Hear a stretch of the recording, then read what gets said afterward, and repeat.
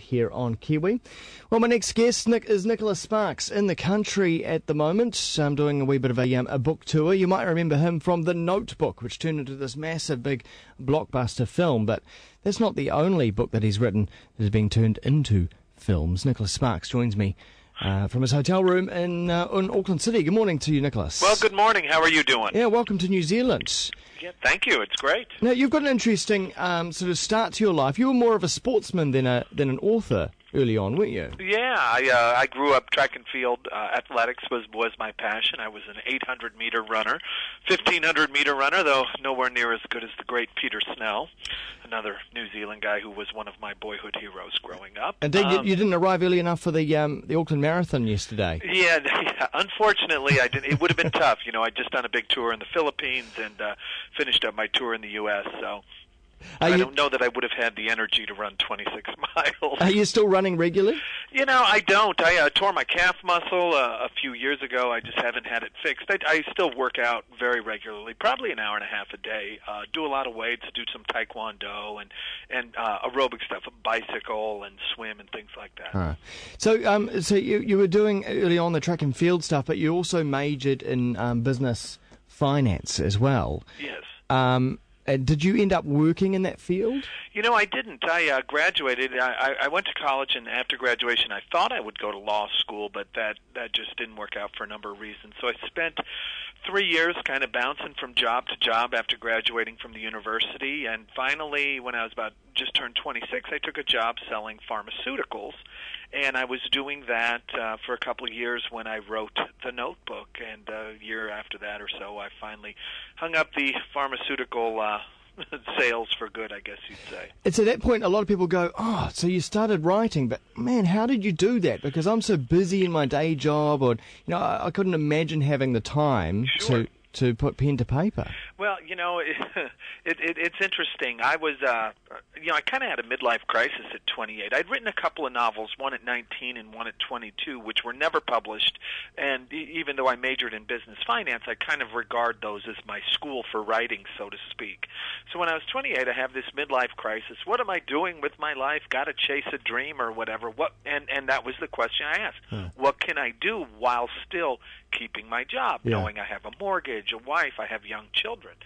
So at that point in time, we had 2 children. My second child wasn't a great sleeper, so my wife was, up most of the night or parts of the night. So she was going to bed at 8:30 or 9 o'clock.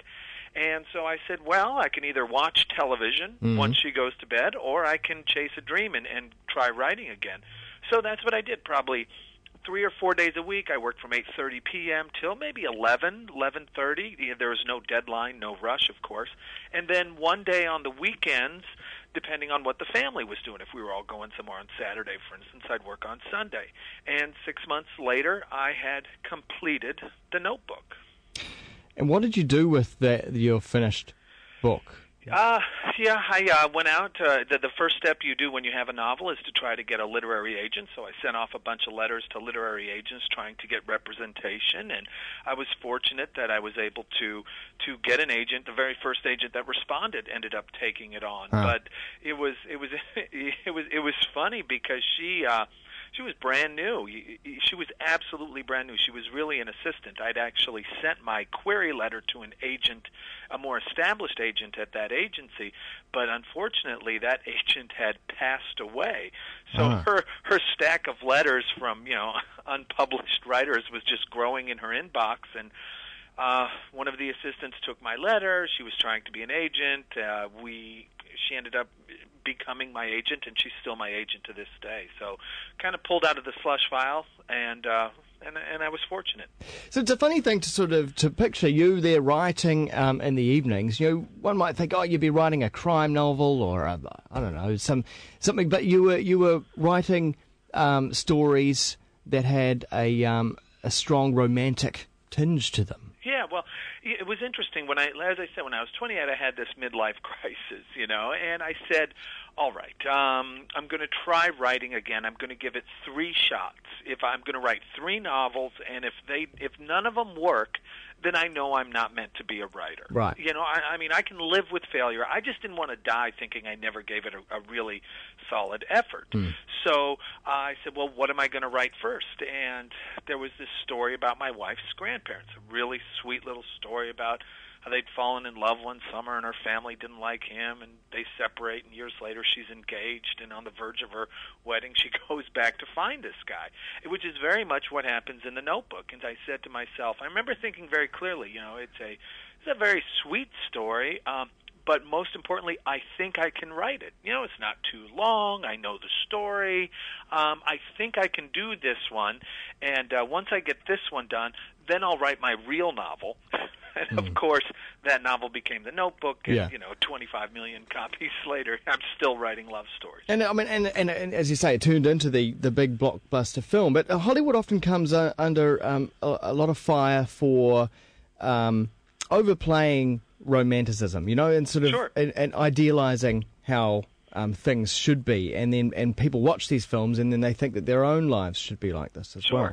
Sure, and that of course, primarily the reason for that is that that's what people want to see. You know, people go to movies to escape. They don't want to go to see their real life. I mean, all they have to do is drive home from the theater and get home, and they're back in their real lives. But are you saying that these stories can be real, that people can live lives like this? Oh, sure. You know, like I said, The Notebook was the story of my wife's grandparents, and that was essentially pretty much what happened in their lives.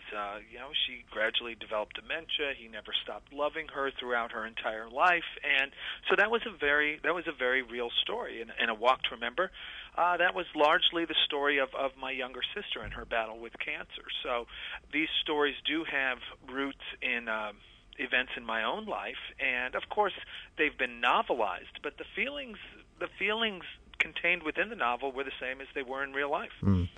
How do you feel about the film, you know, The Notebook being made into a film, and the process? How involved are you? Early on, I was minimally involved. I was just primarily involved with the script.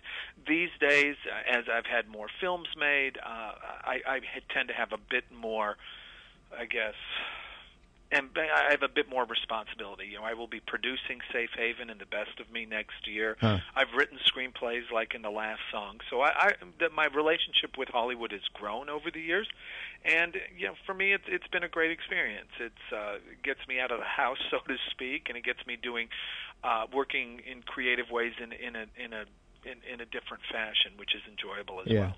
I mean, these days, obviously, you don't have so much of a problem actually, you know, getting your name out there and selling these books based on your reputation. But what do you think about the book industry and where it's headed now with digital and e-books and Kindle devices? Is it better than ever, or is it difficult? No, it's a without question, it's a big concern. I mean, you know, like everybody, I've got a Kindle, I've got an iPad, you know, and so in other words, read digital books. I electronically download, and at the same time, I buy books.